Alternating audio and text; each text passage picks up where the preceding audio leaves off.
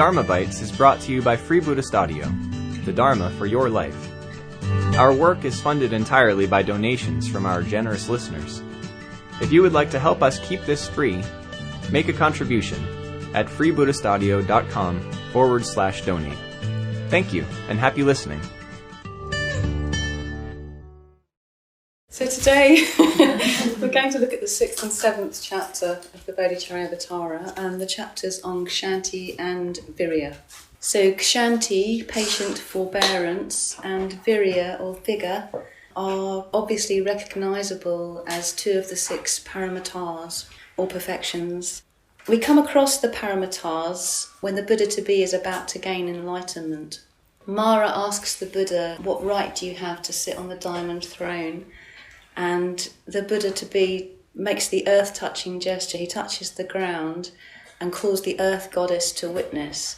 And the earth goddess, Drittar, rises up and says that she has borne witness to the Buddha practicing the paramitas for hundreds of thousands of lives.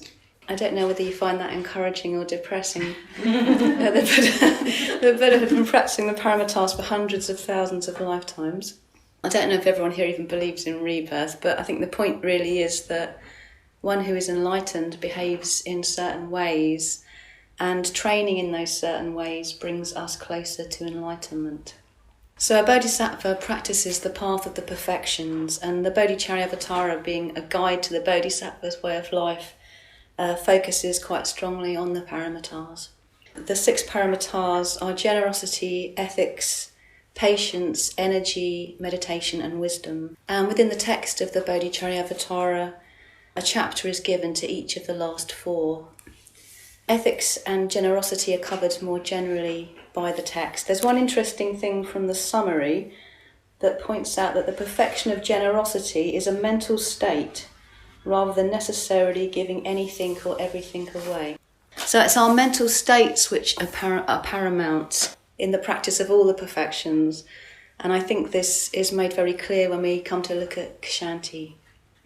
So in the sort of introductory bit to the text, which I found quite helpful, it says, "Undoubtedly the primary reason for the length of Shantideva's discourse upon the subject of forbearance is the fact that its opposite, anger, is the emotion which most clearly undermines the performance of the Bodhisattva's vow to save all beings. More radically than any other fault, anger alienates one from the very beings whom one has undertaken to save." So without denying the truth of that, I also do think that anger is not always a bad thing for some people at some point. Because I've certainly known people for whom being able to get angry at all was progress.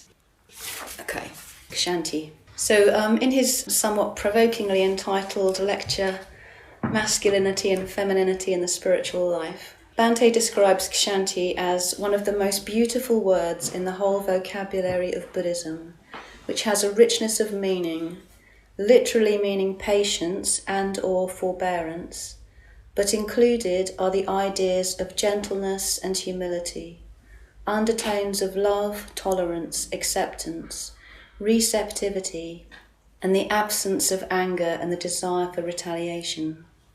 So I looked up some dictionary definitions of the word patience, and my favourite was from Wikipedia, which was, "Patience is the level of endurance one can have before negativity." So I really love that bit about endurance, because patience sounds so sort of calm and accepting and quite placid, and for me as the mother of an autistic teenager, endurance feels quite a lot closer to how I normally experience my practice of Kshanti. The Buddha apparently said that patience is the greatest forbearance, and that can also be translated as patience is the greatest asceticism. So in the Buddha's day, there was a lot of practicing of austerities, stuff like hanging upside down from a tree, meditating. We'll be doing that this afternoon. And so people were doing all this mad stuff because there was this widely held view that you had to mortify the flesh in order to free the spirit. And the Buddha was famous for practicing austerities, and he eventually gave them up because they weren't working. But I think it's quite something for someone who was famous for practicing austerities to have gone on to say that patience is the greatest asceticism. We hope you enjoyed today's Dharma Bite. Please help us keep this free. Make a contribution at freebuddhistaudio.com/donate. And thank you.